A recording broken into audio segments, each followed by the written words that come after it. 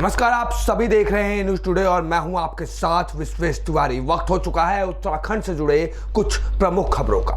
निजी स्कूल के शिक्षक और प्रशासनिक अधिकारी पर मारपीट का आरोप। हरिद्वार के प्रोफेसर ने एक निजी स्कूल के शिक्षक और प्रशासनिक अधिकारी पर अपने बेटे से मारपीट करने का आरोप लगाया है। वहीं स्कूल के प्रशासनिक अधिकारियों ने इन आरोपों को निराधार बताते हुए छात्र पर ही उल्टा मारपीट का आरोप लगा दिया। दोनों पक्षों के द्वारा ज्वालापुर थाने में शिकायत दर्ज कराई गई है। छात्र के अभिभावक सुनील गुप्ता ने आरोप लगाया है कि सोमवार को उनके बेटे को प्रशासनिक अधिकारियों और स्पोर्ट्स टीचर ने बाल कटवाने को लेकर उसके साथ मारपीट की, साथ ही बच्चे का नाम काटने और बाहर मिलने पर गोली से मारने तक की धमकी दी। वहीं स्कूल के प्रशासनिक अधिकारी शशि भूषण चौहान ने छात्र पर उन पर हमला करने का आरोप लगाते हुए छात्र के चोट के निशान को फर्जी बताया है। शुक्रवार को ब्लॉक शिक्षा अधिकारी एस तोमर ने भी स्कूल प्रबंधन और छात्र के अभिभावकों से वार्तालाप करते हुए जल्द ही मामले को उजागर करने की बात कही। इसके साथ ही पुलिस ने दोनों पक्षों की शिकायत लेकर अपने स्तर से जांच शुरू कर दी है। मुझे मारा गया था, जैसे आपको पता है, डंडों से मारा गया। उसके बाद धमकी भी दी है, गोली मारूंगा, और थप्पड़ वगैरह मारे गए, प्रिंसिपल के सामने मारे गए। और प्रिंसिपल अब इस बात को डिनाई भी कर रहे हैं। 2-3 थप्पड़ प्रिंसिपल के सामने मारे गए। किसने दी थी धमकी एडमिनिस्ट्रेटर ने दी थी कि गोली मार दूंगा बाहर में। तो ये बात भी है। और इन बच्चों के साथ भी कई सारों को मारा गया। यहाँ पे सबको पता भी है कि मारा जा रहा है।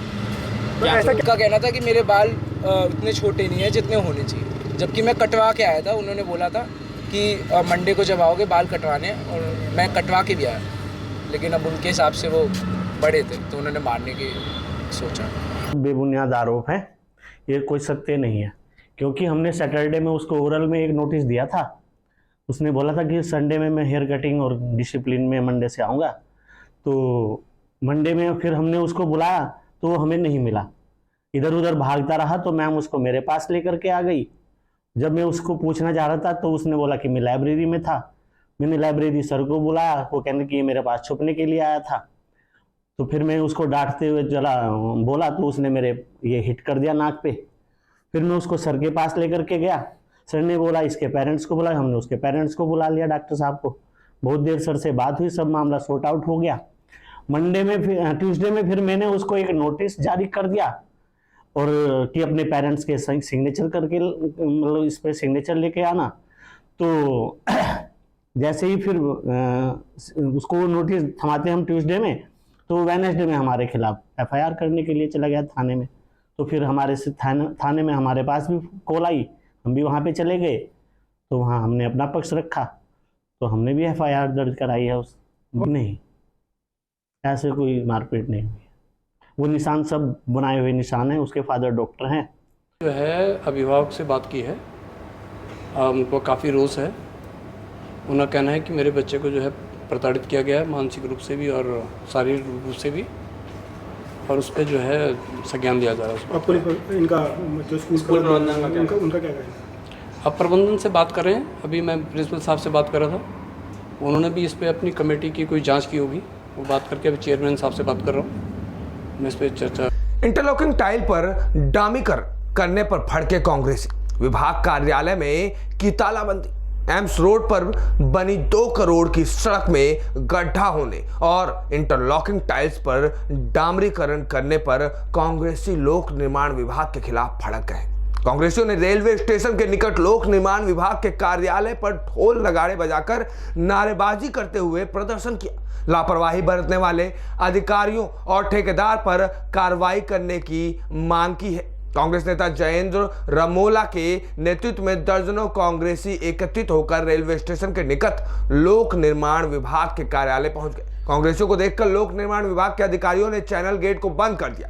कांग्रेसी किसी तरह चैनल गेट को खोलकर कार्यालय के अंदर दाखिल हो गए। ढोल नगाड़े बजाते हुए लोक निर्माण विभाग के खिलाफ जमकर नारेबाजी करते हुए प्रदर्शन किया। मौके पर अधिकारियों के नहीं मिलने पर कांग्रेसियों का गुस्सा 7वें आसमान पर भी चढ़ गया। कार्यालय घेराव की सूचना पर लोक निर्माण विभाग के अधिशासी अभियंता मौके पर पहुंचे।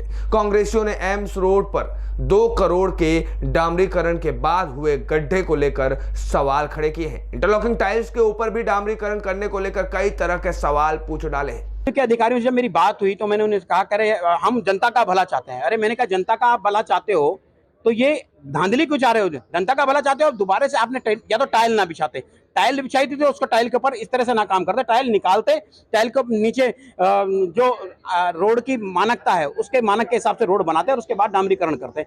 लेकिन कुछ भी नहीं कर रहे हैं तो वो कहीं ना कहीं इसमें मिली भगत में शामिल हैं अधिकारी लोग। और मैं पूरा मेरा अंदेशा है कि पीडब्ल्यूडी के अधिकारी इसमें सम्मिलित हैं और यहाँ के विधायक और क्षेत्रीय मंत्री भी इसमें कहीं ना कहीं सम्मिलित हैं। और माननीय मंत्री सतपाल महाराज जी ने जांच के बिठाने का काम किया, लेकिन ये बीजेपी सरकार है, यहाँ जांच कब होती रहती है। आज तक पुलवामा अटैक की जांच आज तक नहीं पूरी हो पाई, तो ये जांच क्या होगी? हम मांग करेंगे आपके माध्यम से भी मुख्यमंत्री से कि इसकी मजिस्ट्री जांच होनी चाहिए। इसमें जो अधिकारी सम्मिलित हो, इसमें जो मंत्री या विधायक या जनप्रतिनिधि सम्मिलित हो, उनके खिलाफ सख्त से सख्त कार्रवाई होनी चाहिए। यह जो इंटरलॉकिंग टाइल के ऊपर बीसी का कार्य करने की, तो इसका स्पष्टीकरण हमने संबंधित का जो भी है उसमें लिया है। 1 हफ्ते का उन्हें समय दिया है कि उनने किस कारण और क्या उसका रीजन रहा कि उन्होंने बीसी कराई है।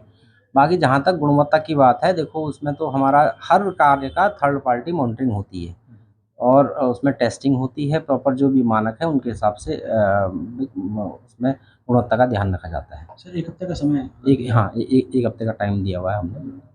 संतोषजनक जवाब नहीं मिलता अगर हाँ, तो संबंधित का भी यह है कि तकनीकी रूप से क्या सही है, क्या गलत है, अगर वो किया गया है तो उसमें क्या रीजन है, अगर गलत है तो फिर क्यों किया गया। तो क्या सही है इंटरलॉकिंग टाइल डामरीकरण क्या सही है? नहीं, सही का तो ये है कि भाई इंटरलॉकिंग टाइल में के ऊपर किया जा सकता है, ऐसा कहीं कोड भी ऐसा नहीं बोलता है कि नहीं करना चाहिए। लेकिन उसमें क्रस्ट कितनी रखी है, उसकी मोटाई कितनी रखी है ना, और वहाँ पे भाई ROW कितना उपलब्ध था ब्लैक टॉप का, और इंटरलॉकिंग कितनी चौड़ाई में था, आगे जो सड़क पीछे कितनी चौड़ी थी आगे, और उस जहाँ पे किया गया वहाँ कितनी पहले ब्लैक टॉप कितना था, उसके आगे कितना था।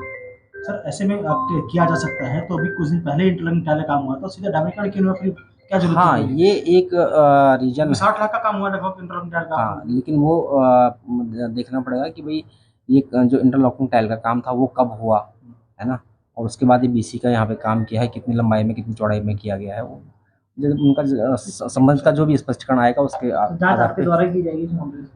प्रथम दृष्टया तो भाई जांच मैं ही उसमें करूँगा कि भाई क्या उसमें रीजन है ना, उसके बाद जो भी होगा फिर अपने उच्च अधिकारियों को। सर जिस संबंधित अधिकारी का नाम आ रहा है इस मामले में, उसको लंबे समय से काफी साल हो गए, समय पीरियड ज्यादा हो गया, ट्रांसफर नहीं हो पा रहा है, तो ट्रांसफर देखो नहीं, अब ट्रांसफर होना ना होना ये तो भाई मेरे स्तर का मामला नहीं है, ये तो पॉलिसी मैटर है ना, इस पे मैं कुछ ऐसा भाई। ये न्यूज़ टुडे से अमित कंडियाल की रिपोर्ट। लव जिहाद मामले में सभावाला चौकी में प्रदर्शन, मुस्लिम समुदाय युवक द्वारा हिंदू धर्म की लड़की को बहला फुसला कर ले जाने का है पूरा मामला। जल्दी लापता लड़की बरामद ना हुई तो पचवादून को बंद करने के साथ ही किया जाएगा उग्र प्रदर्शन। शाहजपुर विधानसभा के गांव सभावाला में एक हिंदू लड़की को मुस्लिम युवक द्वारा बहला फुसला कर ले जाने से हिंदू संगठन आक्रोशित हो गए। लव जिहाद के खिलाफ वैदिक मिशन संगठन ने सभावाला पुलिस चौकी में प्रदर्शन किया, वहीं शिमला बाईपास पर जाम भी लगाया।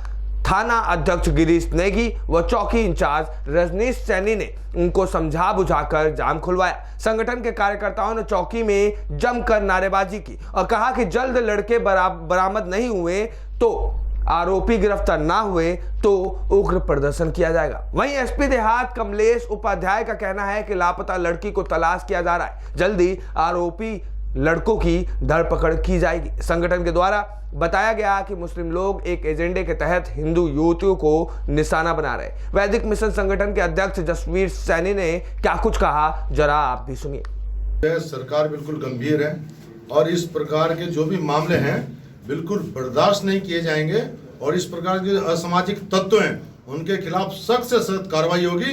और अभी यहाँ पर सीओ साहब हैं, एसओ शाहजपुर हैं, उनसे भी बात की है, जो इस प्रकार के आपराधिक षड्यंत्र रचते हैं लव जिहाद के मामले में सख्त से सख्त उनके खिलाफ कानूनी कार्रवाई हो, कोई भी किसी प्रकार की ढील नहीं होनी चाहिए।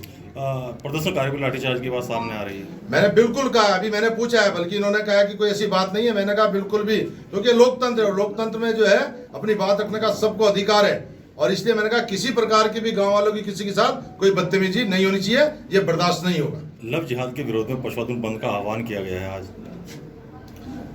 अभी मेरी जानकारी में विषय नहीं है, लेकिन इस प्रकार के जो भी मामले हैं उसमें उनके खिलाफ सख्त से सख्त कार्रवाई होगी। इस मामले में माननीय मुख्यमंत्री से भी वार्ता करेंगे। बंद को कितना सपोर्ट करते हैं आप? बंद को सपोर्ट का मतलब इसके कानूनी कार्रवाई, उनके खिलाफ कार्रवाई होनी चाहिए। मैं बिल्कुल इस बात से सहमत हूँ कि बिल्कुल कानूनी कार्रवाई सख्त से सख्त उनके खिलाफ कार्रवाई होनी चाहिए। इस प्रकार के, जैसे मैं कह रहा हूँ, असामाजिक तत्व हैं, कोई भी भाईबंदी नहीं होनी चाहिए, उनके खिलाफ सख्त से सख्त कार्रवाई होनी चाहिए, जो दूसरे लोगों को भी सबक मिले। देखिए, एक मुकदमा दर्ज हुआ था, इसमें जो सहसपुर थाना क्षेत्र के अंतर्गत उसी में कुछ मतलब परिवार की, जो पीड़ित परिवार है, उनकी कुछ अपनी मांगें थी। उसकी वजह से इन लोगों ने थोड़ा सा यहाँ पे धरना प्रदर्शन किया है। तो हमने उनसे फिर वार्तालाप की है, और जो भी उनकी मांगे वगैरह है वो हमने इन्हें बताया है कि हम इनको स्कूल में बेचना में सम्मिलित करेंगे। तो अभी इसी उनकी मांग को करके अब हम आगे विवेचना कर रहे हैं, जो भी हो गए फैक्ट्स उसमें कार्रवाई की जाएगी। ए न्यूज़ टुडे से मनीष उपाध्याय की रिपोर्ट। ऐसे ही उत्तराखंड से जुड़ी प्रमुख खबरों के लिए बने रहिए हमारे साथ ए न्यूज़ टुडे।